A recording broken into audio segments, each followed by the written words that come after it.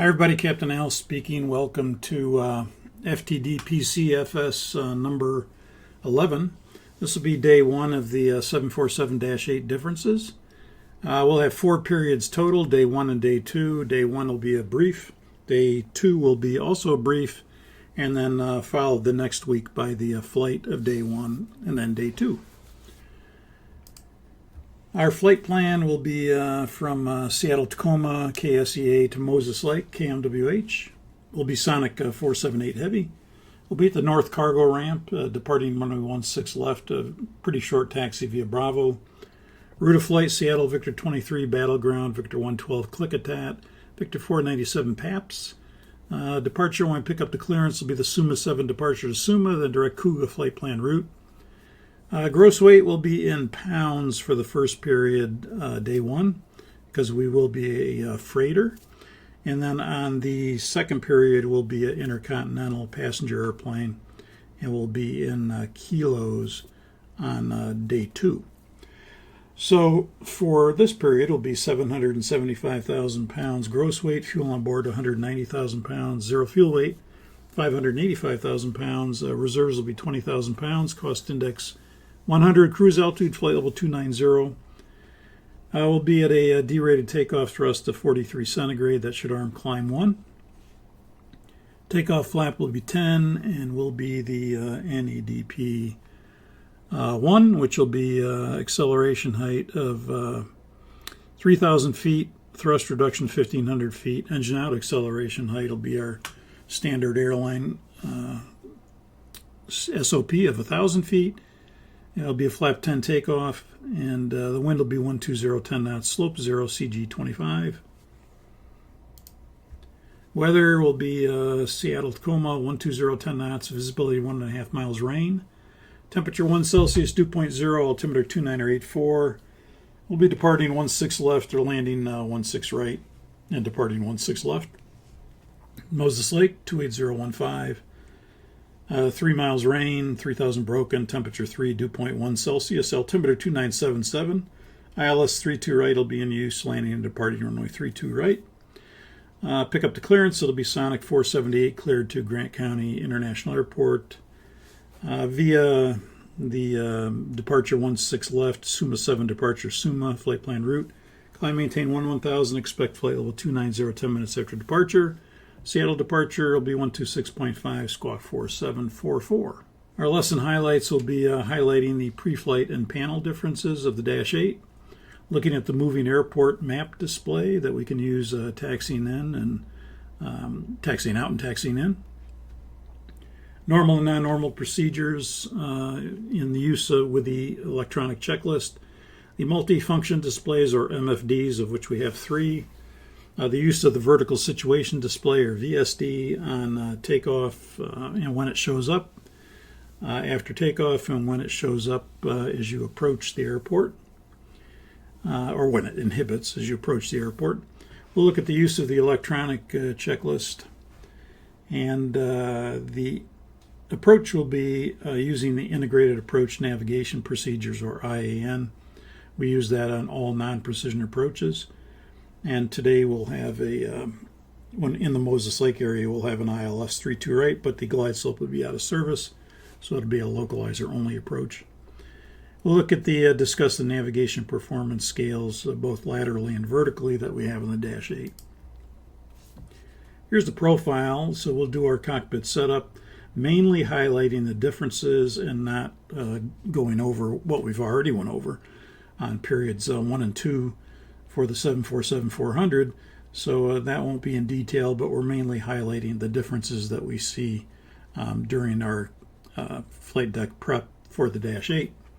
Start the engines. There is some differences on engine starts as far as what you see. It's a full-time auto start system. There is no manual start, so the auto start has to work. And there's some differences that you'll see on the engine indications, like the idle target indicator and the engine auto start. And then when the engine's running, it'll say running, and so we'll point all that out. Icing conditions exist at the airport, so we're going to turn on our nacelle anti-ice, and you'll notice that there's a difference right there that it doesn't say NAI on your primary ICAS. It'll say EAI instead of NAI. We'll use the airport map display to taxi out. Takeoff runway 16 left. We'll talk about checklist incomplete normal. And there's 3 situations where that can show up. We'll talk about those. As we depart, we'll use the vertical situation display. There'll be an intermediate level off, and then we'll continue the climb. Look at the EFIS ICAS control panel. There's really not much different there. It's just that the only thing that's standard on it now is that on-off switch, your ability to turn it on at will and not just with a failure. And that's standard to have that on-off switch on the Dash 8, whereas it's optional in the 400. Other than that, there's no difference, and we've gone over that, so but we'll point it out. Electrical generator 4 will be using the ECL, the electronic checklist. Leveling off at flight level 290, we'll look at display management through those multifunction displays, of which we have 3. You have the inboard ND for the captain, inboard ND for the first officer, and the lower display unit on the ICAS. All 3 of those are what are referred to as multifunction displays, MFDs. Speed brake auto will have that non-normal, and that's picked primarily because you're going to get notes associated with that. And we'll show on the electronic checklist how you can access those notes to review them prior to landing. And then we'll have an engine failure of an inboard. We'll terminate the checklist early so we can see the checklist non-normal message, which means that you have not completed a non-normal checklist. We'll plan descent procedures. Again, it'll be the localizer 3-2 right glide slope out of service. That will result in a non-precision approach. And the non-precision approaches on the Dash 8 will use the integrated approach navigation, or the IAN, to fly that approach using the loc mode, which would be ILS generated, and then having a glide path mode, which is FMC generated. Now that'll lead to a missed approach. On the missed approach, it will be vectored for the ILS runway 32 right approach. We're not going to do the GLS 22 approach because there are no GLS approaches in the database of PMDG or in the AeroWings. So the GLS is something that we talked about and flew an approach, but it's not much different than the ILS approach. And we'll talk about it in the briefing, but we're not going to do it. We're going to do the ILS 32 right. And that'll be to an auto land, and then taxiing in via the airport map displays and shut down and securing. You have this for your paperwork, and that is the lesson syllabus for differences training number 11. Electrical power-up procedure. We'll do that. We'll do the preliminary pre-flight procedure. We're highlighting mainly the differences during the pre-flight prep. Because we have icing conditions, we'll turn on the saline ice. We'll see EAI. We'll talk about the airport moving map usage. Checklist incomplete norm, when we can get that, those 3 situations. And then on the departure, we'll have the vertical situation display demo. As we climb, we'll look at the display select panel fail differences. Again, they're not much on the EFIS ICAS control panel. And then electrical generator 4 off electronic checklist. We'll do that using the ECL. Display management, once we level off a cruise, we'll talk about the MFDs and how we can access different displays. We'll have a speed brake auto message, which will result in a non-normal procedure, but more importantly, it gives us the notes. And how do we access those notes, we'll talk about. Engine fail 3, checklist non-normal, ICAS. Approach and descent, we're going to do the ILS 32 right with a glide slope out of service. That'll lead to a missed approach, and then we'll do the ILS 32 right approach to an auto land, since we do not have access to a GLS approach. And then the airport map display, and then the shutdown and secure. This is what our map will look like on the map display. Again, anything in purple is the flight plan route, and what's in yellow is what we're actually going to fly. The lesson events that appear during lessons are lesson 1 through 14. The only difference is it's going to look a little different. When we do the missed approach, it'll be back for the ILS 32 right, and we're not coming back for the GLS runway 22. Yeah, let's look at some of the pre-flight and panel differences. The airplane itself is longer, and it's wider, and it's higher than the 747-400. Wingtip to wingtip, it is wider by 11 feet, or approximately 3.3 meters. The tail height is barely higher by 1 foot, or less than 0.3 meters. And the airplane is longer at 18 feet, or approximately 5.5 meters. So it is wider, longer, and taller than the predecessor, the 400. Here's our max taxi, takeoff, landing, and zero fuel weight. In pounds, max taxi weight is 990,000 pounds. Max takeoff weight, 987,000 pounds, so pretty close to 1,000,000 pounds. Max landing weight is 763,000 pounds. Max zero fuel weight, 727,000 pounds. Or in kilos, it would be 449 tons for the max taxi weight. Max takeoff weight would be 447.7 tons. Max landing weight would be 346.1 tons. And the max zero fuel weight would be about 330 tons. When you do your preliminary pre-flight procedure, one thing you're going to have to do is check the status page like we normally do. However, there's two other things that we check here, and one is the airport map database. So just like you have an FMC database on the ident page that you have to check, now you have an airport map database that you need to check is within the various date ranges that it's current, because obviously the airport maps have to be kept current as well that are displayed on the ND. So we see that located just below the oxygen indications. You'll have this airport map database that you have to check is good. And then on the located on the bottom right corner of the status page, you're going to have the UTC time, date, and elapsed time. And again, you can see that bottom display unit is an MFD. You can see that there in the slide. It is a multifunction display. One of the pages you can display on it is the status page.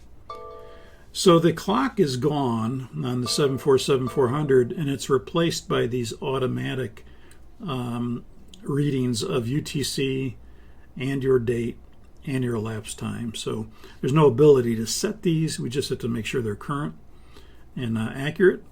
The elapsed time, of course, is going to be at 0 until you take off. Once you take off, it starts to run automatically.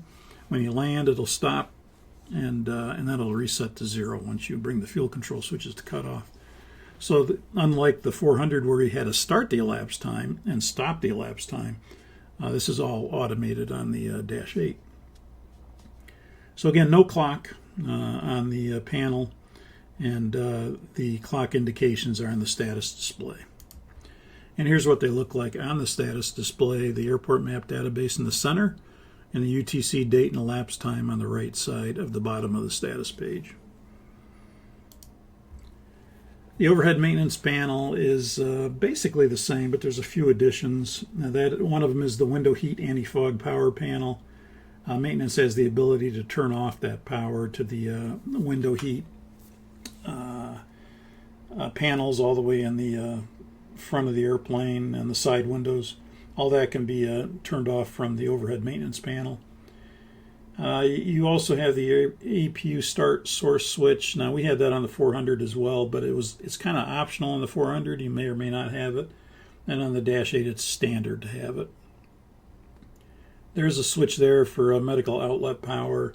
I think this is just for the Intercontinental, that allows you to have the power on to the defibrillator units or off. You can disable that power or turn it on. The lower lobe aft cargo heat switch has 3 positions: off, low, and high. The aft cargo heat switch that was on the 400, that was on the air conditioning panel, on the right overhead panel portion, is now gone, and it's replaced by this rotary switch that's on the overhead maintenance panel. The towing power switch, this you could have on the 400 as well if you had a newer 400. It was optional, but on the Dash 8 it's standard that you have this towing power switch. If you bring it to battery, then you get the on battery light, and it allows certain items to be powered during taxi that are particular importance for maintenance as they're taxiing the airplane. Or towing the airplane, I should say, not taxiing the airplane, towing the airplane. There's an EMU power switch, and that allows power to be tested to the emergency medical unit. That would be the defibrillator, and they can test it as well. Everything else is pretty much the same. You have the IRS on battery lights, squibs, cockpit voice recorder, EC maintenance, test power switches. They're all normal, so not too much difference. The big difference here is the window heat anti-fog power panel. That's new, and the lower lobe aft cargo heat switch being on here. That's new, and the rest of these, maybe the EMU power switch. That's something that we don't get. The towing power switch, you may or may not have that on a 400, and the APU-TR switch you may or may not have on the 400, but these are standard on the Dash 8. If it's a freighter, there's no flight deck door access system. On the Dash 8, there is no smoke evacuation handle, so there's no smoke evacuation port anymore. That port that started out as a celestial port for the classic 747, then turned into a smoke evacuation port. On the Dash 8, it's gone. There is no smoke evacuation handle. There is no smoke port anymore. We'll be doing manual route entry. There's no company routes or the ability to uplink the route from company, so we'll be doing manual route entry. The takeoff reference page, this is just like the NG when we had lessons that highlighted the FMC NG. The NG, we did page 2 first of the takeoff reference page, and then we went to page 1. You do have the ability on the Dash 8 to have what's called quiet climb. We're not going to go over that at all, but normally this is where we're going to put our acceleration height, our engine out acceleration height, our thrust reduction, our reference outside air temperature, and the winds, and then we're going to go to page 1 and fill out the information on page 1. So we always go to page 2 first, and then we'll go to page 1. The start panel on the Dash 8 looks drastically different because you don't have any lights in the switches. All 4 lights have been removed, and the standby power selector, the continuous ignition selector, and the auto start on-off switch, they're all gone now. They're all basically automated. And so because the airplane is a full-time auto start airplane, when you bring the switch out and you bring the fuel control switch to run, the switch will stay just how it looks now, which is dark. And because it's a full-time auto start airplane, there is no manual start. If auto start didn't work, you'd have to get it fixed. And you'll notice the fuel jettison selector has the maximum landing weight selections, or you can select A and B. This is what we used most of the time when we did the lesson on the any of the lessons we did, we had this selector. But when we did the lesson where we had to dump fuel, I changed this to off A or B. Well, in the Dash 8, this is standard. You don't have the off A or B anymore. You're going to have the max landing weight selections or the ability to select A or select B and not choose the max landing weight. This is the same, the restriction between 1 and 5 and 5 and up. You can't jettison fuel. The fuel to remain indicator, the nozzle switches are all the same. You do have a fuel transfer 1 and 4 auto on switch. This allows you to, or maintenance, to bring the reserve valves open to allow fuel to transfer from reserve 1 into main tank 1 and reserve 4 into main tank 4. Now, of course, what's different with this is that on the 400, it was reserve 2 and 3.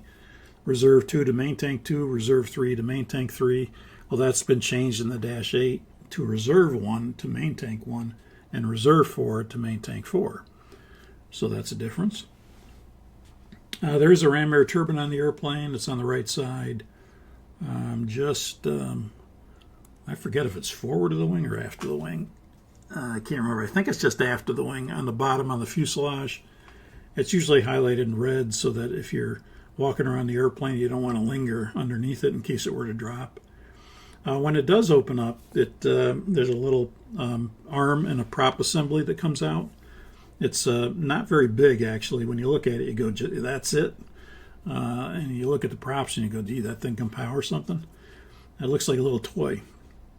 But what it does is it spins the prop, and the prop will operate a motor, and the motor will operate hydraulic fluid, and that hydraulic fluid will go to system number 3 in this case.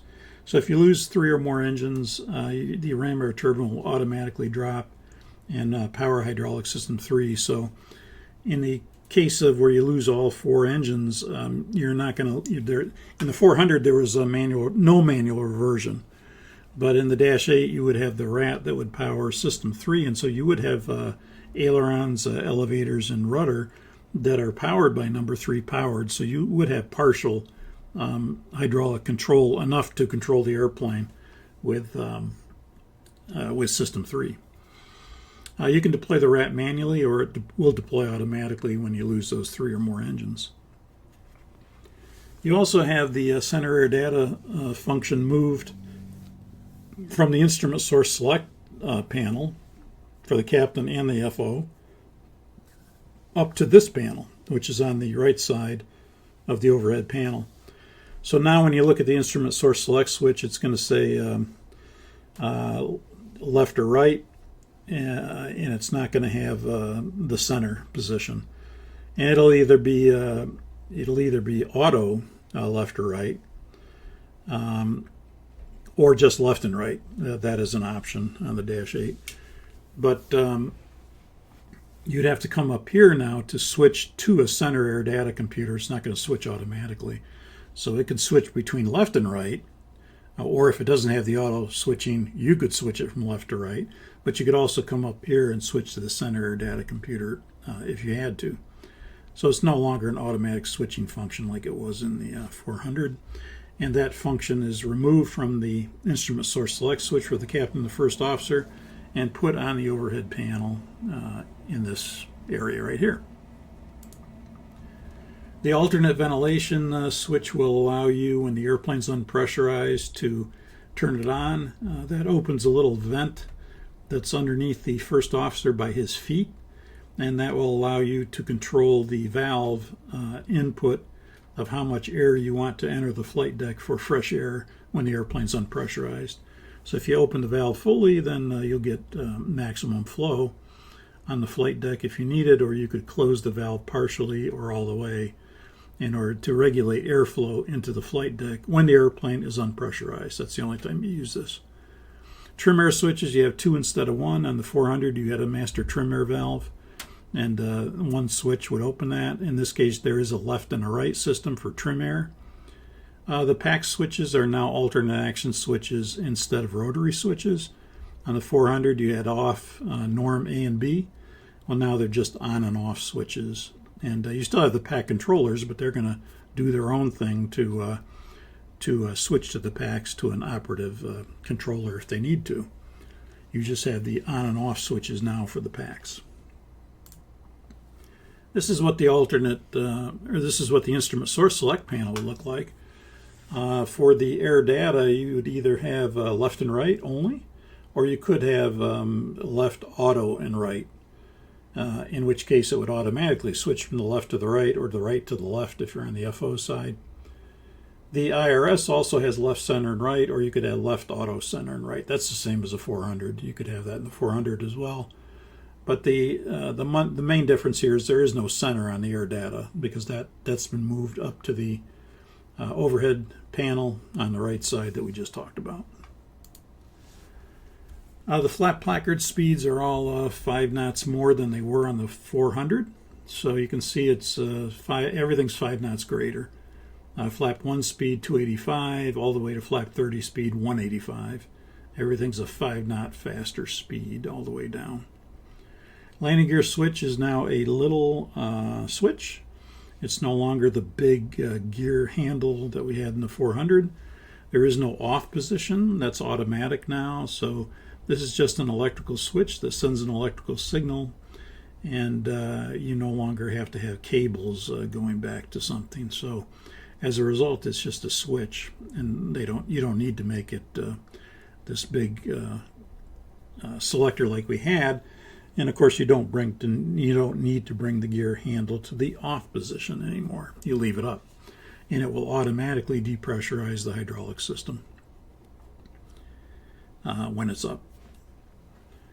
And that is something to get used to, because in flight you'll kind of look around as we do as pilots, as we scan, and your eyes will go to this gear handle and it will not look right because it's up, and you expect to see it in the neutral position, which is off. And so it does take a little getting used to that handle is going to stay up, but it doesn't take long to get used to that. The auto brake selector is a standard location now. You're not going to find it on the below the captain's PFD and ND, or on the aisle stand all the way in the back on the right side of the aisle stand. Those are always options on the 400. In the Dash 8, this is the standard location. This is where it's always going to be. The MFDs are multifunction displays. The inboard display unit for the captain, the inboard display unit for the first officer, and the lower display unit for the ICAS are all considered MFDs, or multifunction displays. When the switch is an MFD, you can select any one of the 3 MFDs from the EFS control panel, and then you can display any page on that display. So we can display anything on the left inboard, the right inboard, or the lower display unit for the ICAS. We still have the ability to change, to force the PFD to go to the inboard. If the outboard CRT failed or the outboard LCD failed, the PFD would automatically transfer to the inboard. But you have the ability to, if it didn't, you have the ability to switch from the bring the PFD manually to the inboard. So we talked about all these in one of the lessons these are all the same, that the PFD, the nav, and the ICAS. But the MFD is the new position here. Normally we leave it on MFD unless we have to transfer something manually. But the normal position of the switch is to leave it just as you see here, which is on MFD. The EFS control panel has changed quite a bit in the sense that you have little green lights that represent which MFD is selected. So you can select left, lower, or right. And when you do, then any of these pages, whether it be the engine display, the status display, synoptic displays, the ECL checklist, or the ND, can all be displayed on any one of the 3 MFDs. And then, of course, the cancel recall switch is now just one push button instead of 2. There is no recall switch and then a cancel switch like there was on the 400.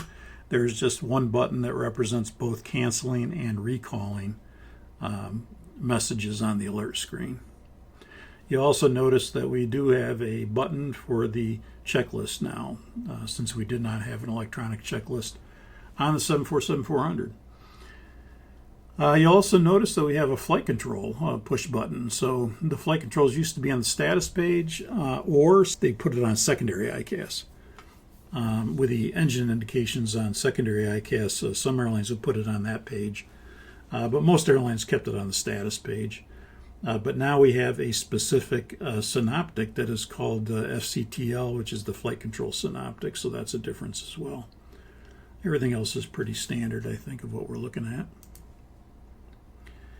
The EFS control panel also has, and by the way, this is called the ICAS display select panel. Not, I think I referred to it as EFS select panel. This is the ICAS display select panel, or DSP.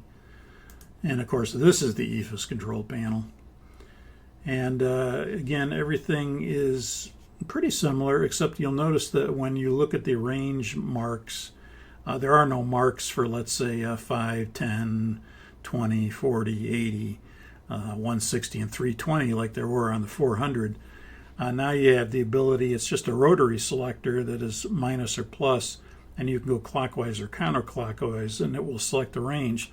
Now you'll notice that the ranges are such that we have different ranges here. We can go for anywhere from a half mile up to 1,280 miles. So the maximum range on the 400 was 640. Now we can go up to 1,280. The minimum range on the 400 was, what was it, 5, I believe. I believe it was 5. And then, but you can go down to 2 and 1.5 mile on the Dash 8. The airport map display, anytime you select the airport push button on, and you're in a low range, meaning a half mile, 1, 2, or 5 mile range, you're going to get the airport map display displayed on the navigation display. So you will see that as long as you're in those lower ranges. and you've got airport selected, you're going to see it. And of course, if you can't see it well, you can always turn the range down to the lowest range, which is a half mile, a mile, 2 miles, or 5 miles. You go above 5 miles, the airport map display will disappear. There is a rotary cursor control now that we use to control the electronic checklist cursor. You'll notice there's no trim indicator. This is where the trim indicator normally would be, and it's gone because it's moved to the primary ICAS. It's electronically displayed now. It's not an indicator. The cursor control is a rotary selector that you can rotate clockwise or counterclockwise, and then you can also use the select button to check off a checklist item. So unlike the 777 or the 787 that also has a mouse pad in addition to a rotary cursor control, the Dash 8 just has a rotary cursor control. That's it. No mouse pad per se. The speed brake flight detent position is still there. However, in the Dash 8, you can actually, in flight, extend the speed brakes beyond the flight detent position and extend the handle all the way full aft.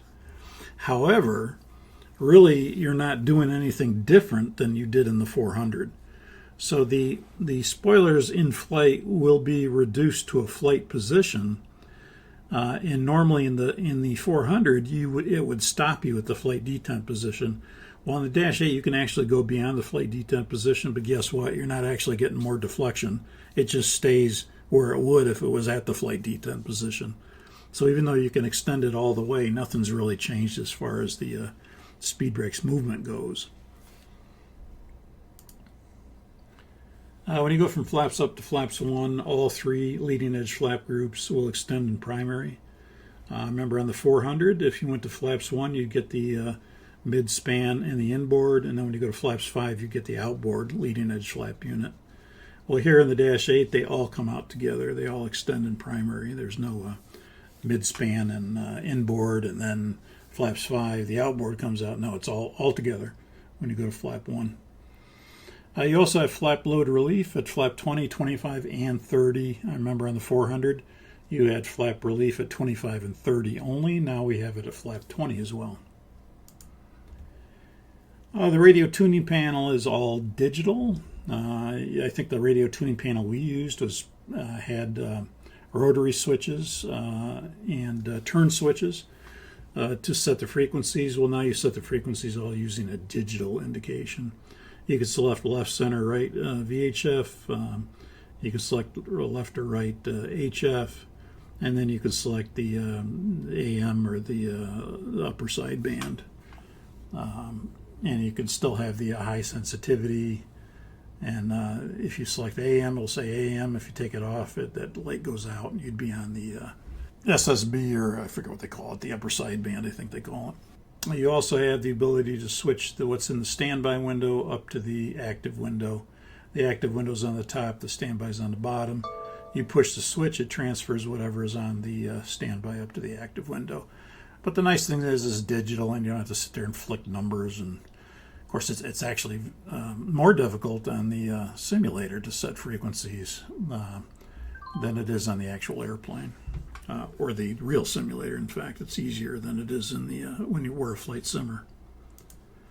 Main deck alert is on the freighter. This would allow you to turn on and alert the main deck that they should leave the main deck, come back to the upper deck, and that main deck alert will be again will flash some lights in the all across the main deck. Will sound a siren.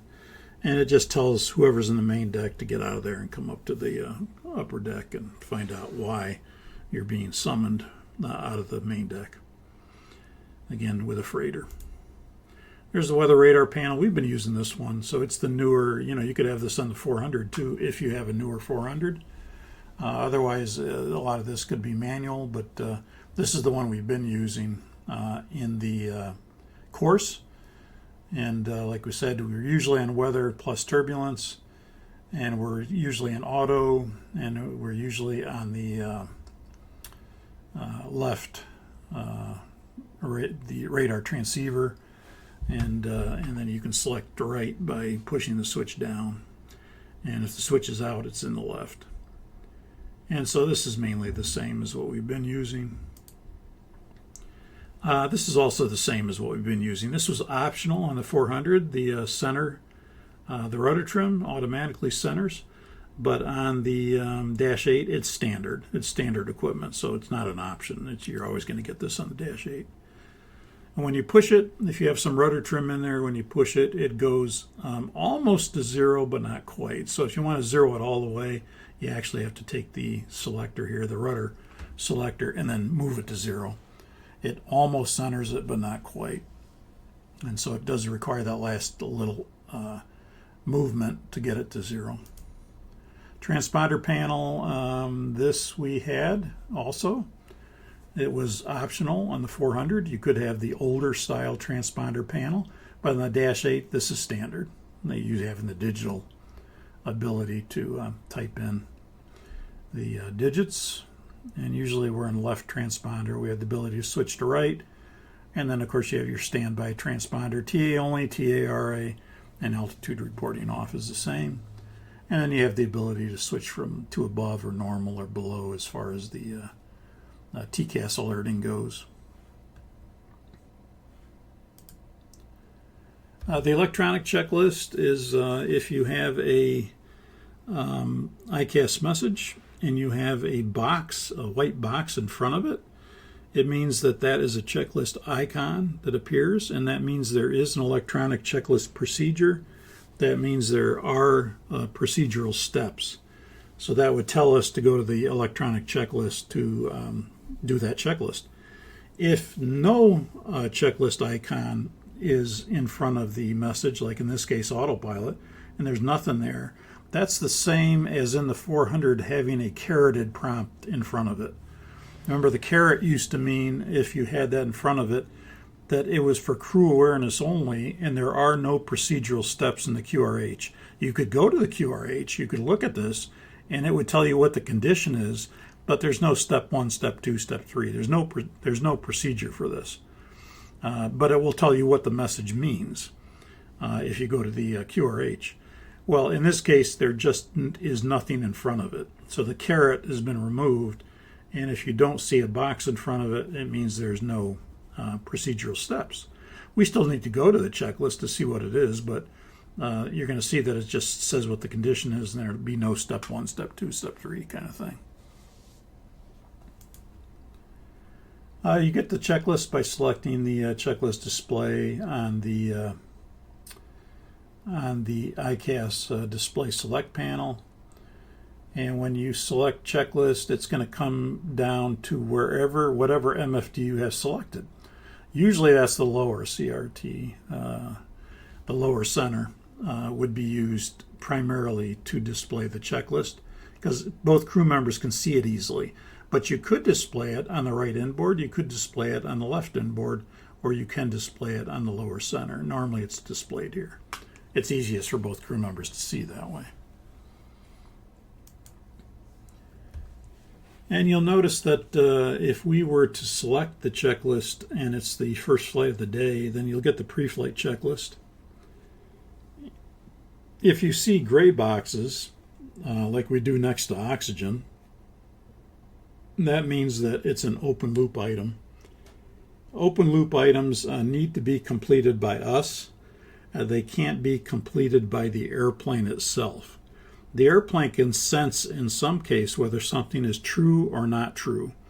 And if it's true, it can check it off. If it's not true, it can not check it off. But it has the ability to determine what position some switches are in. But in the case of the oxygen, for example, it doesn't know if we tested it. It doesn't know if it's 100%. It doesn't know any of that. So it has a gray box there saying, if you've checked this, if you've tested it and you've checked it to 100%, go ahead and check me off. So we have to manually check the gray boxes off. Anything that would be a closed loop item would mean that you're going to have no gray box next to it, but it will either be white or green. If it's green, it means that that is sensed to be true, and it'll check it off automatically. So if we set the parking brake and the parking brake is set, the airplane can sense that the parking brake is set, And so it says, okay, that's true, that it is set. And so it makes it green and it checks it off. Anything that's a completed checklist item would be green. If the parking brake was released, it would still have no gray box in front of it, but it would say parking brake set in white. And until the parking brake is set, it's not going to change to green, and the checklist is not going to be complete. So a not completed item would be white, a completed item would be green, and a false or an overridden item would be in cyan or a blue color. So you can see here that if we were to do the pre-flight checklist, and captain calls for the pre-flight checklist, the first officer would push the checklist button, up would come the pre-flight checklist, and he would say, just like we do normally, oxygen, and then the captain would say tested 100%, and then I, as the first officer, would say tested 100%, and then I would take my rotary cursor selector and highlight it over the oxygen gray box, and then go ahead and push select and check it off. And when I check it off, it turns green, indicating that I've accomplished it. And then I would say flight instruments. And then he would say heading 334, altimeter 294 inches. And then I'd say heading 334, altimeter 294 inches. And again, the cursor would automatically move down to this position. Then I would go ahead and push select on the rotary cursor control, and it would check that item off. Once these two items are checked off, everything's green, the checklist would be complete, and it would say checklist complete down here, and then I don't have to read these because they're already sensed to be true, they're green, I don't need to read them. The only thing I need to read are these two. Oxygen tested 100%, tested 100%, flight instruments, heading, blah, blah, blah, altimeter, blah, blah, blah, check it off, pre-flight checklist complete, because you'll see the complete down here. So when it's complete, like you see here, we check this off, we check this off. Didn't have to read these because they were already sensed to be true. They're the closed loop items. These are open loop items. And then it says checklist complete. And then you'll notice the cursor will automatically come down here to normal. And when you push the selector on the rotary cursor control, it's going to go to the next checklist in the normal menu, which is going to be the before start checklist at that point. One thing we do during pre-flight, the first officer, is that when you're doing your ICAS check, when you're checking primary and secondary ICAS, one of the things you're going to do is go to the, you're going to select checklist, and you're going to go to the resets. You're going to push that, you're going to get the reset page, and then we're going to reset all. And all that does is it clears out everything so that when you select checklist, it starts with the first checklist in the normal checklist items, which is the pre-flight checklist. We want to make sure. We also check that the checklist database is also current. There's going to be two checklist databases, and we want to make sure that we're in the current range for the checklist database.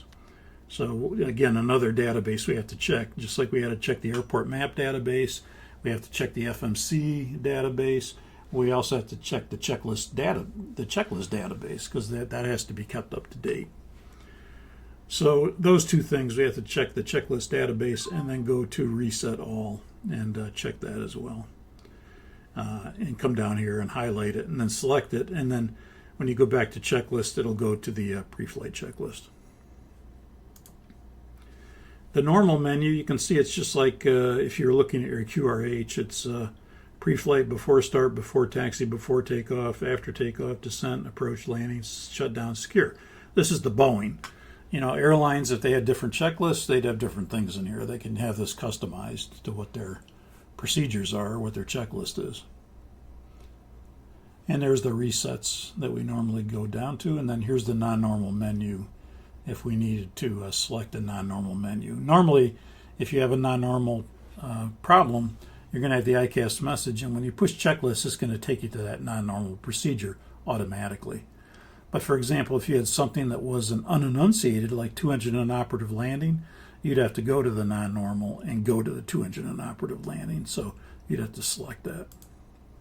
There are also conditional items for closed loop conditional items and open loop conditional items. So an example of a closed loop conditional item would be if an APU fire detection is inoperative, then you're going to have APU is not running or APU is running. And the airplane is basically going to choose, it knows whether it's running or not running. So it'll automatically choose the one that's appropriate and then highlight that in green and check it off. And then if there's any open loop items, you can see here there is one, that if the APU is running, plan to shut down the APU as soon as practicable.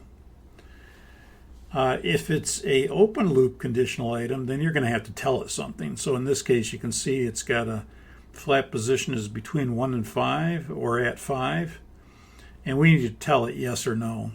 And then if we tell it yes, it'll take one course of action. If we say no, it'll take another course of action. So here it looks like we said it's not between 1 and 5 or it's not at 5. No, it's not. So we selected no. And then it went down and gave you this one. Flight position is between 5 and 20. And then we'd select yes for that. So these are, we have to tell it what it's asking us what the situation is. And we have to tell it what the situation is because there's some different conditions that could be selected here based on the non-normal that you're operating with. So we'll look at some of those. Here's your non-normal menu, and you can see here's where you find your unenunciated checklists, and then all the individual systems that are in the QRH. Again, most of these I'm not going to have to go to unless I need to go to them because I need to get to something that is not selected automatically for me. But in most cases, when you get the ICAST message and you push checklist, it's going to take you to the appropriate non-normal checklist without you having to go search for this. If you have an engine fire, normally after you bring the thrust lever to idle and you bring the fuel control switch to cutoff and you pull the engine fire switch, and the fire light remains illuminated and you rotate it to the stop, that's automatically going to trigger a timer. And so right after you do that, you can go to the ECL and you'll see that these items are closed loop items. They will automatically go green, and you've already rotated to the stop the number 1 fire switch, and so it turned green and checked it off. And then now it says wait 30 seconds. It's an open loop item, so you need to check it off. But we're waiting for the time to time down from 30 seconds on to 0. So after we go, thrust lever, fuel control switch, fire switch, pull, light's still illuminated, rotate to the stop, hold for 1 second, I can go right to the checklist, and then I don't have to hit the clock. It's going to start a clock for me automatically. Any notes will show up, like in this case, if we had flaps primary, the condition was 1 or more flap groups are in the primary mode has failed.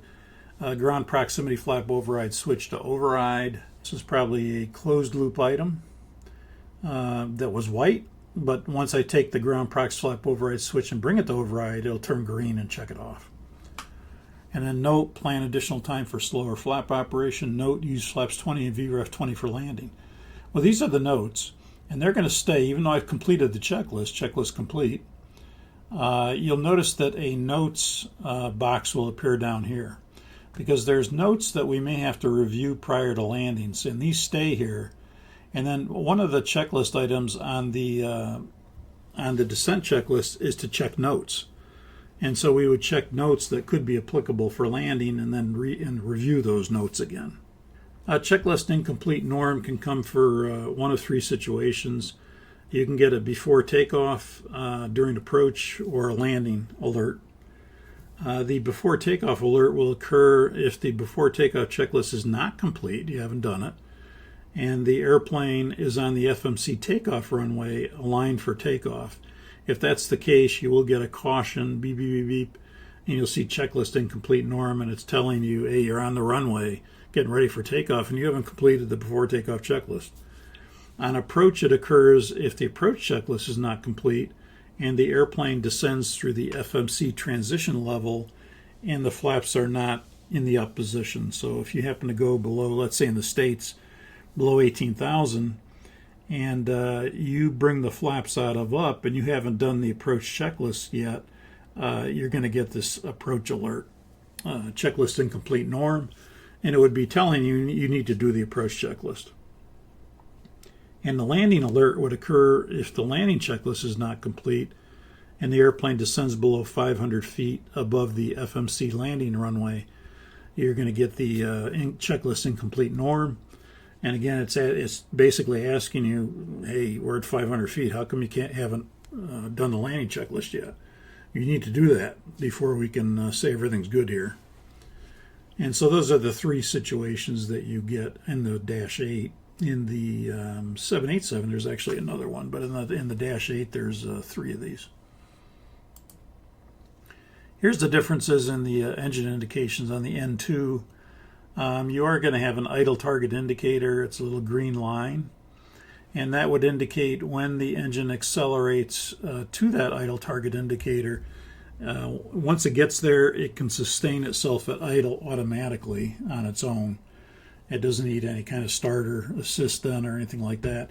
It's burning. It's on its way to running, and it can sustain itself at idle. And so normally you're going to get when you bring the start switch to run, you're going to get auto start above the N2 indication.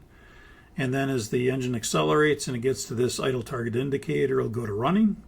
This disappears. It continues to accelerate. And then running will stay there for about 30 seconds and then disappear after 30 seconds.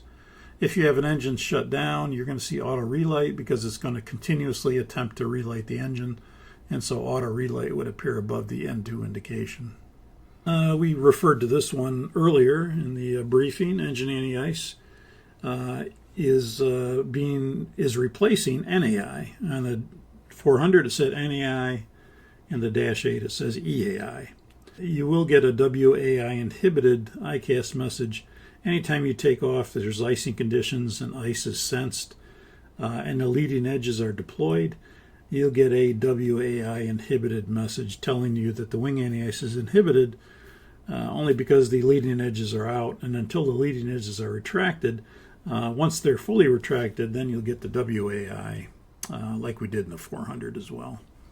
But there is a message associated with the fact that the leading edges are deployed and the wing anti-ice is not effective at that time, so you get a WAI inhibited ICAS message.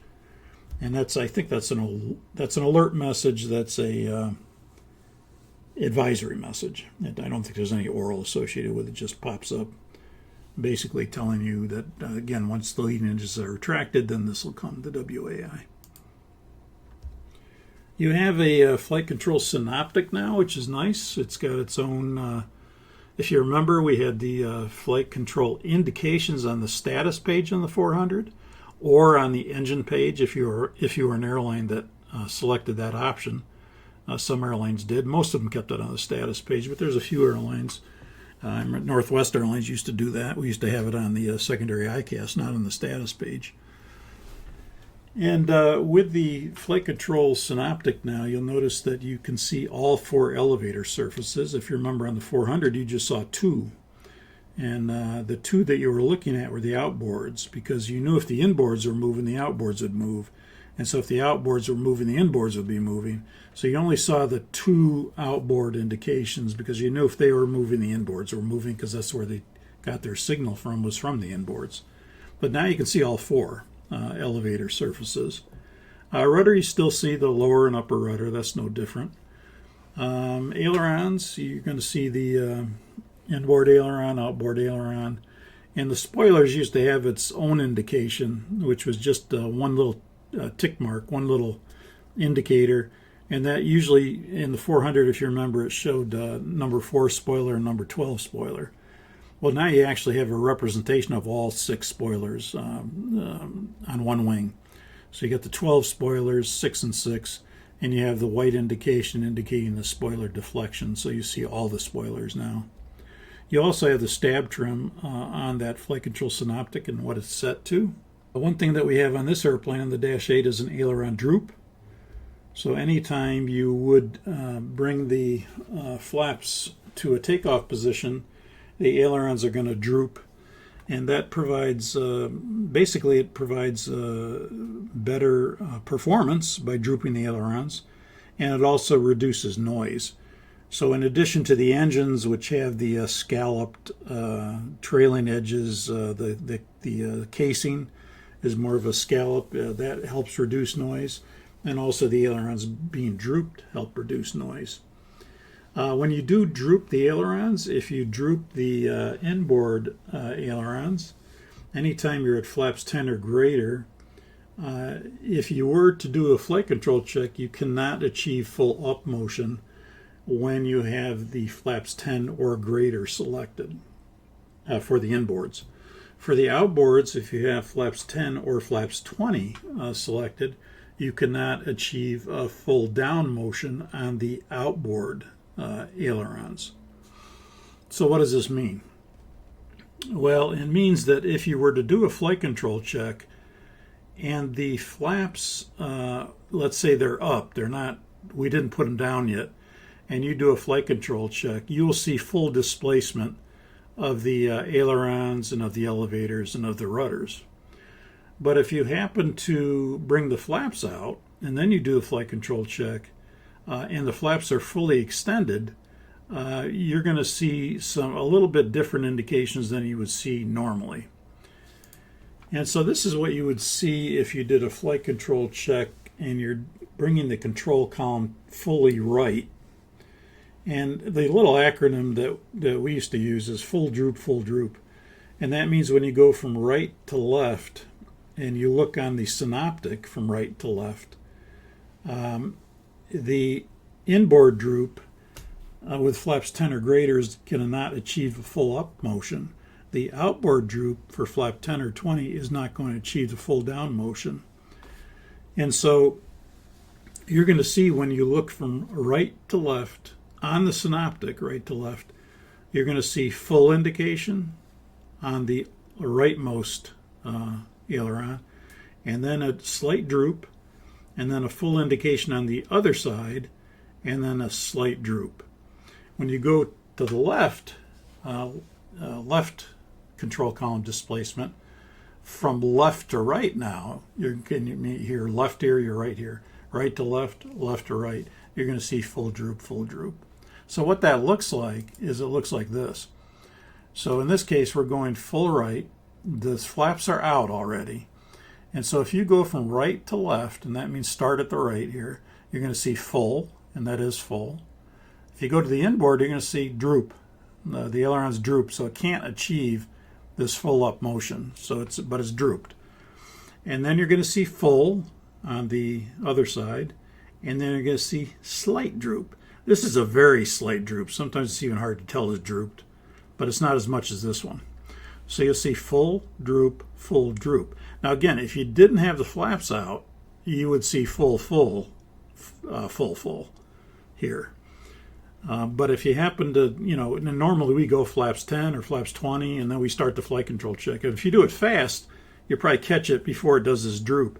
But as they're going to 10 or 20, you'll see this kind of change where this one droops. This one stays full, this one stays full, and this one doesn't quite go full. So it's kind of full, droop, full, droop. And that's because we're right. We got the control column to the right. So it's right to left, full, droop, full, droop. The other way, to the left, would be left to right. Full on the left, droop, inboard, full on the other side, slight droop on the other side. So left to right, full, droop, full, slight droop. And notice the spoilers coming up too, partially, to give you the spoiler indication as well. So you just got to be aware that that's not going to go full if the flaps are at 10 or 20, basically. Here's the airport map display. It will again show in the half-mile range, 1 mile range, 2 or 5 mile range if you have airport selected and you're in one of these lower ranges. There are no range marks on the EFIS control panel, so you're going to see the range right here on the ND. It'll say what you're in. In this case, we're in the 1 mile range. Here we have the airport map display displayed. And you also notice that the chronograph, when you select the chronograph function, when you push the chronograph switch on your, you still have that on the panel on the captain has a switch for chronograph and the first officer has a switch for chronograph. And when you push that, it'll start your chronograph, and you'll see the little circular clock display and the sweep second hand moving. And then you'll see an indication here for the chronograph. It's time. Otherwise, you'll have the active waypoint, the time and the distance. That's all normal. You'll have the airport that's selected. Right now, it's Chicago. We're in the 1 mile range, and we have the airport map display. If you were to have the weather radar off, you're going to have all the runways and taxiways and ramps and intersections and terminals and all that would show. If you have the weather radar on, some of this information will then be eliminated, like the terminals and the taxiways and stuff like that. So once you turn the radar on, it's a little different display as if when the radar is off. But when the radar is off, you're going to have, all your normal things you'd expect to see in detail. Nice display. This can be used to assist in situational awareness, but it should not be used as your primary means of taxiing to the runway. So you still got to have a chart out, and you still got to discuss the chart. But this makes for a very nice indication for situational awareness. So can't be used on its own. If you're on a check ride and you were using this and you didn't have a chart out, you get dinged for that, that you're not using a chart to taxi. Fuel quantity, we've got more fuel in the 747-8. And you'll see that for tanks 1 and 4, you have a total of 74,383 pounds. 2 and 3 main, 194,970 pounds. Center tank, 114,999 pounds. That's the same, 115. That's no different. Reserves, 22,000 pounds. And the total fuel you'll see is 406,261 pounds. And if you remember on the 400, it was about 382,000 pounds. So there's more fuel on the Dash 8. Tanks 1 and 4 obviously have more. If you remember on the 400, it was 30,000 pounds each. Well, this has, and that would be 60,000 pounds. This says 74,400 pounds basically. 2 and 3 used to be 84 each. 8, so you have more in 2 and 3 in the Dash 8. Center's the same. So you can see down here that the Dash 8 has 406,261 pounds, or 184.5 tons. Passenger airplane with stab fuel was 382. Converted freighter was 360, basically 359.4 tons. Or sorry, 359,414, or 160.65 tons. And the freighter for the 400 was 360. So you can see in all cases we have more fuel in the Dash 8 than we had in the 400. Passenger, again, most of the fuel you had was with the stab fuel. You had 382. Now you got 406, so we've got more. We have a nitrogen generation system in the center wing tank, and that will convert bleed air to nitrogen enriched air to reduce flammability of the center wing tank fuel during flight and for a brief period after landing. Now that'll work in all phases of flight until 30 minutes after landing. It shuts off anytime you have a loss of an engine, loss of a center bleed air duct, equipment cooling to override, or the cargo firearm switch is armed. It would disable the nitrogen generation system. Our reserve tanks 1 and 3 have 5,000 kilograms each in them. And they will transfer that fuel anytime tank 1 or 4 reaches 6,100 kilograms. The tank-to-engine logic is a little bit different on the Dash 8 compared to the 400. If the fuel quantity in tank 2 is less than or equal to the sum of the main tank 1 and reserve 1, and the fuel quantity in 3 is less than or equal to the sum of main tank 4 and reserve 4, well then that would trigger the tank-to-engine message. So we have to kind of do a little bit of a different process of determining if we're tank-to-engine when we check it, that we should go to tank-to-engine. So we'll get the tank-to-engine message, but we have to add the reserve quantity in main tank 1 to the main tank 1 quantity, and then compare it to number 2. And the same thing with 4, we have to add the main tank 4 to the reserve 4 and then compare it to the quantity in 3. And if the quantity in 2 or 3 is less than or equal to the sum, then either one, we can go to tank to engine then.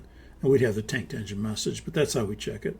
And we'll look at that more when we do it as part of the lesson. You do get, this is on the 400 as well, but it's optional. In the 400, it's standard on the Dash 8. Anytime you go from your, you initiate flap retraction with the flap handle, you're going to automatically go to the VNAV climb page from the takeoff reference page. So it used to be with the 400, if you didn't have that option, then once the flaps were up, we would normally then go to the select VNAV on the pilot flying side, and that would give us the climb page. This happens automatically. When you start the flap retraction, it goes from takeoff reference to the VNAV climb page automatically. So I think that's been happening with us, but it was an option in the 400. Here it's standard. This is the EFIS ICAS control panel. Nothing really different here, except this is standard now. Number 3 here is standard, the off-on. You have the ability to, if these panels fail, it'll say select, and you have the ability to select them. But you can also turn it on, even if they didn't fail, and get access to the control panel through the CDU. In the 400, that was optional. In the Dash 8, it's standard. That's the only difference. Same thing here. We have the EFIS control page or the option page. You can switch to the option page by selecting R6, and then it'll say control, and then you can get back to the control page here. And again, anything you can do on your EFIS control panel, you can do through the CDU. Here's the control page, and you're on the option page. You want to get back to control. There it is. And then with the display select panel for the ICAS, you have a display mode or a synoptics page. You can go back and forth between those pages, a modes page or display synoptic page. And again, everything you can do on that display select panel, you can do down here. You can see you've got the left inboard MFD, lower center MFD, and the right inboard MFD, and then your doors, gear, blah, blah, blah. And you'll notice the checklist is there too now. The checklist, just one cancel recall, and everything else is based. The MFD positions here are different, but it works the same. RNP and ANP data you're going to have on the ND. We did not have that in the 400. So just below the airplane symbol will be the lateral deviation that normally we would find on progress page 2 in the 400, but here it's going to be displayed on the ND. And then normally we would find these on the position page 2 in the 400. So we'd have to go to the CDU to look at this. Well, now they're right on the ND. So you got the RNP, the required navigation performance, the ANP, the actual navigation performance, and they're listed right below the airplane symbol along with the lateral deviation from your course. You're also going to have your path deviations, and you also have your RNP in feet for the vertical path. You have the required navigation performance and the actual navigation performance. And then you'll still have the VNAV vertical indication. You can also notice that we'll get the VNAV speed band on the airspeed indication on the PFD. And this would be the desired range that the VNAV can operate in as far as speed goes to stay on the path. So if you remember, VNAV generally would have a target speed, and then the airspeed could generally get a certain amount below or a certain amount above, and the airplane tracks the path and allows the speed to vary. If it gets too slow, the auto throttle will connect automatically, go into the speed mode, and come back on speed. Now in the 400, it would do that. It would be at idle thrust. It would go to hold, and then if the airspeed got low, it would go back to speed and then get you back on speed. In the Dash 8, it's what's called an off-idle descent, and so it's always in the speed mode when you're in VNAV path. So it's generally not going to drop without it correcting. It will allow the airspeed to increase, and at a certain point, it would then say drag required if you get too fast. In order to get the vertical situation display, you can go to the center position of the EFS control panel. And anytime you push, when you're in the expanded mode, if you push center, it'll go to the map center mode, which is the 360 view.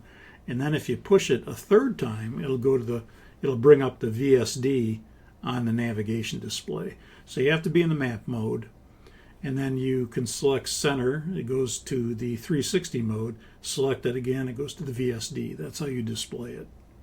Okay, this is what the vertical situation display looks like on the ND. You'll notice it covers about a third of the ND, and so the map would be kind of scrunched up. Some people don't like this in the Dash 8, that it kind of compresses your map display, but you still have the same size display units. They haven't increased the size of those.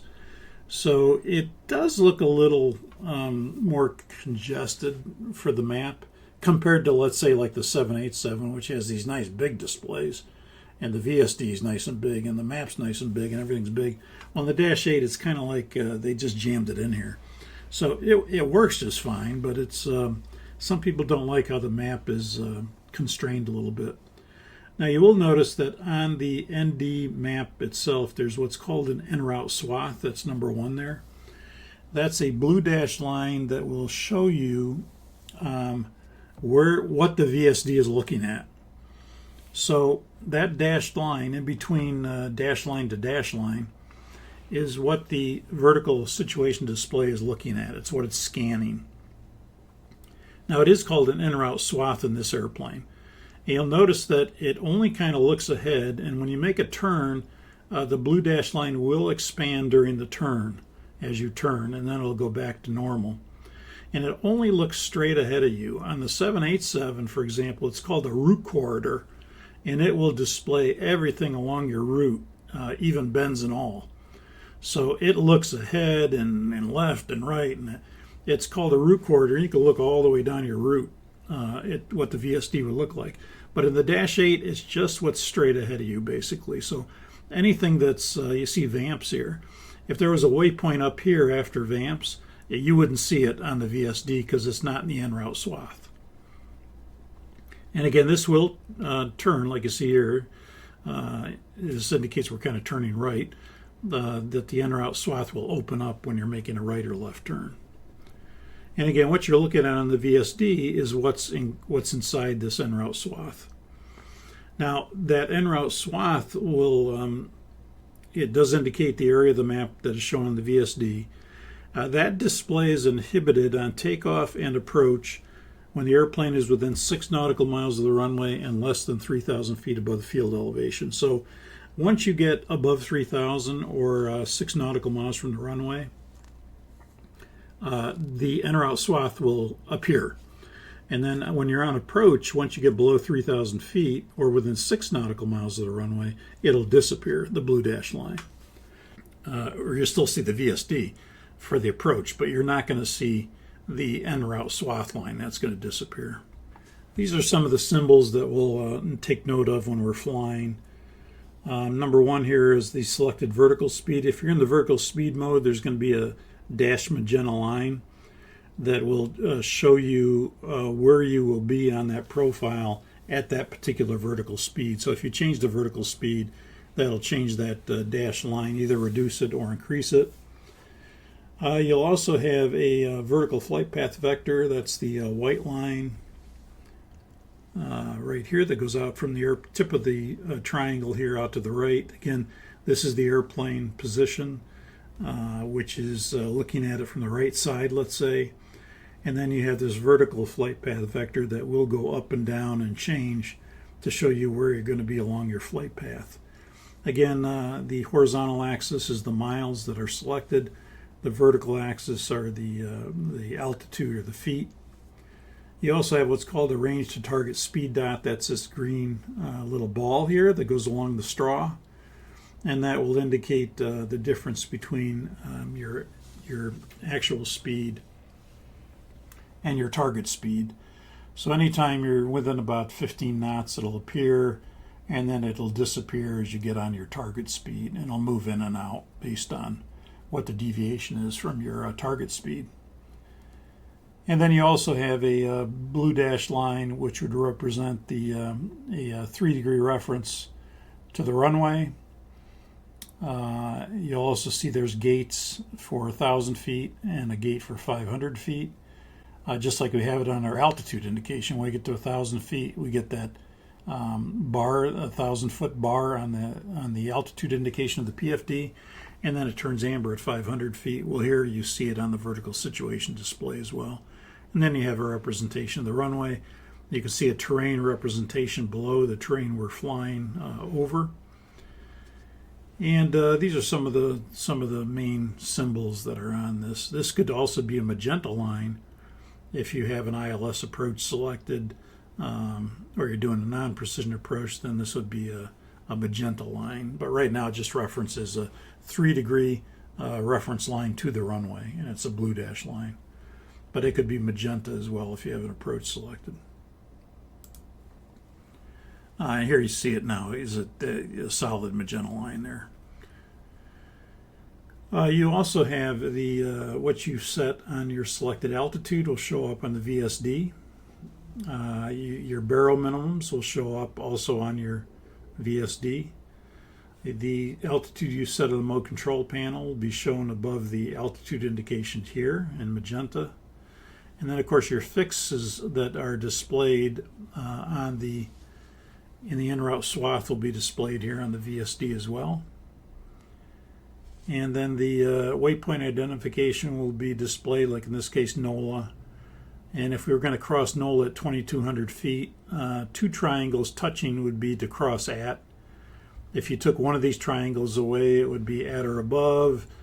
If you took another one away, it'd be at or below. So if you took the bottom triangle away, it'd be at or below. If you took the upper triangle away, it'd be at or above. If you have 2 triangles pointing at each other, it's at that altitude. You can also have the VSD terrain display. It will display terrain. And anytime any terrain is 500 feet or more below the aircraft, it'll be in green. But if it gets to the point where it goes anywhere from 500 feet below to 2,000 feet above, you will get a amber indication. You can see here as it turned amber, it was 500 feet below the airplane, and now it's up to 2,000 feet above the airplane. If it turns red, it indicates you've got terrain that's more than 2,000 feet above the aircraft. So you can see here we're heading towards a big mountain. Probably Mount Rainier, it looks like, maybe, because it's up at 14,000 feet. So it looks like that this would be 500 feet or below the green, the airplane. You're in a safe, pretty safe configuration there, 500 feet or more. And then if it gets to amber, it's between 500 feet below to 2,000 feet above. And then anything red is 2,000 feet above the airplane. And obviously that could be tough to climb out of the closer you get. The RNP, ANP nav performance scales show up on the PFD. They are going to display the RNP position, the ANP position, and the LNAV course. Your position is the aircraft position is the single vertical tick mark here in the middle. So this is our position right in the middle, and this is our position right in the middle here, the tick mark. And then you're going to have the RNP scale is number 4 here. There'll be little hash marks. That's the required navigation performance. And then the filled in white bars that go in from there would be your actual navigation performance. And the difference between the your airplane position and that ANP would be basically your excess maneuvering capability. So you're well within the ANP being smaller than the RNP, and so there's no problem here with the actual navigation performance versus the required navigation performance. Generally, the required navigation performance will be something when you're en route, like let's say 2 miles, and then at certain phases it'll go to 1 mile, and then it'll go, depending on what kind of approach you're doing. If you're doing a RNAV approach, it'll be a 0.3 is required for an RNAV approach, or 0.5 for a VR approach, or 0.6 for a NDB approach. And so generally the RNP will vary with what kind of airspace you're in or what you're doing for an approach.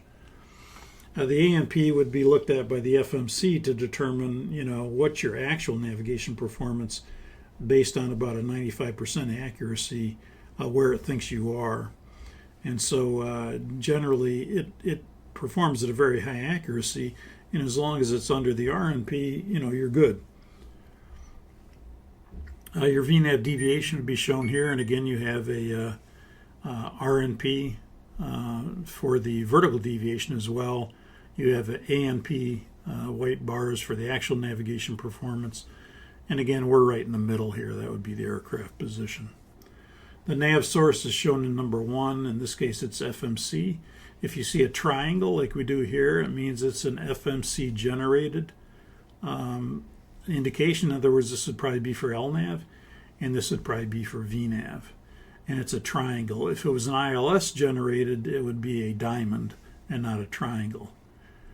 And so your source would be shown here. So this would be like something like we'd see on a non-precision approach, where I'd have the lateral deviation being LNAV and the vertical deviation being VNAV, and our source would be FMC. On an ILS approach, and we'll see this when we do the period, if the glide slope's out of service, we're going to come in here to your arrivals page, select the ILS, and there will be a prompt here to disable or turn off the glide slope. Now what that does is it allows us to use the it allows us to tell the FMC that the glide slope's inoperative, and we want to use the glide path indication to follow a path to the runway using IAN procedures. So we do have the ability to switch off the glide slope on any ILS approach if we were going to do like a localizer only in this case. Notice here the source is FMC, and again you can see here we've got a triangle. Our position is right in the center here. We're slightly right of course. We need to go correct left here, but you can see that there's also the localizer starting to come in, and that's a diamond indication. It's white. This is sometimes referred to as a ghost pointer because it hasn't turned magenta yet, but it is alive and it's coming in. Here's a ghost pointer for the glide path indication, would be white coming in. This would be your vertical profile, your VNAV path profile. We're right on the path where we're supposed to be right now.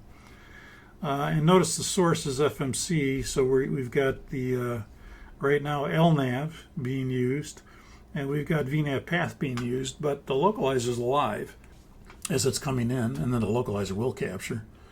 And then at that point, you'll notice that the source changes from ILS to from FMC to ILS FMC. It's using the localizer for the ILS position, and then for our vertical profile we're going to use the FMC for the glide path.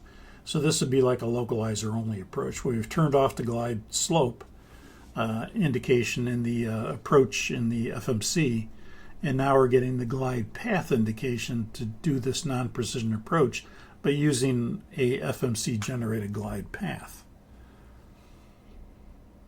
And again, you can see that the little hash marks here, the vertical hash marks, are the RNP. The white bars are the ANP. This is the excess that we have because the RNP is greater than the ANP. And that's what we want. We want the ANP to be less than the RNP, and to stay that way. And so, but the bars tell us that that's the case because they're apart. There's black area in between here. And same thing vertically here. We have the RNP is the little dash marks, and then the boxes here, the rectangles in white, would be the ANP. And so again, we want the ANP to be less than the RNP. And of course, the excess between the RNP and the ANP would be represented by this black area in between. Obviously, if we got less accurate, then these bars would start to move in. This would start to move in. This would start to move in. It's becoming less accurate, less accurate, less accurate. At some point, if they touch, then we got a problem, because the RNP now equals the ANP. And then they're going to touch, and then we may have a problem doing an approach using FMC. We can still use ILS-generated information, but not FMC. And we'll talk more about that. We'll show examples of that. The GPS is, we're not going to do this, but you have GPS receivers on board the airplane, 2 of them, and they're going to get information from various GPS transmitters, compile that information. And then on the ground, you have what's called a GBAS system, and that GBAS system will collect all that information. And there are various position sensors associated throughout the runway environment, and that's all fed into the GBAS systems. And so between the GPS satellites that give information to the airplane, and then the airplane getting that information from the GBAS system, it can kind of create a global positioning alignment so that you can fly a lateral profile and a vertical profile using the GLS, like an ILS, very accurately. But instead of a localizer and glide slope antenna in building that you have giving you the signal's coming from the satellites. And normally we would tune our NavRad automatically. It would tune to a GLS frequency if you select the GLS approach, or you could tune it manually. It looks different than the ILS frequency. Here we'd have to put in 110.3/324, or it comes up automatically is 110.3/324 as we select the ILS. If you select the GLS, it'll come up automatically 22298 A, for example, and or we could tune it manually if we knew the GLS identifier, which you would see on the plate if it didn't tune it automatically. And so these diamond indicators then would be from the accuracy of the satellite's position fed to the airplane. It knows where the airplane is, and then it also feeds the satellite information, goes into the GBAS system, which takes information from all those sensors around the airport, and then combined they will give you the signals as far as to be on a localizer and on the glide slope. It's no different than flying an ILS approach. You'll still see a localizer glide slope, but the information's coming from space and not from a building on the ground. It's basically the difference. Again, FMC generated would be the triangle, like you see here. Here we're on an IAN approach, and we have FAC. FAC would be final approach course. This would be in the case if there's no localizer. If there's, if we're doing, let's say, we've selected a VOR approach, then it's going to say FAC, which is the final approach course. And that triangle would represent that final approach course inbound for that VOR approach. And then the glide path would be generated as a figured glide path. And it's a constant angle approach, just like an ILS. And anytime the ILS with the glide slope is off, you're going to get a speed loc glide path. Again, the diamond indicates it's ILS generated. The triangle indicates it's FMC generated. You're going to have ILS FMC here. We just have FMC because everything is coming from the FMC for, let's say, a VOR approach or a RNAV approach, would look like this, but a localizer approach would look like this. Okay, that's it for the Ftd-Pc Fs number 11 brief. We will fly the period next week, and when we do, we'll point out some of these differences of the magnificent 747-8. Until then, everybody have a good week, and Captain Al out.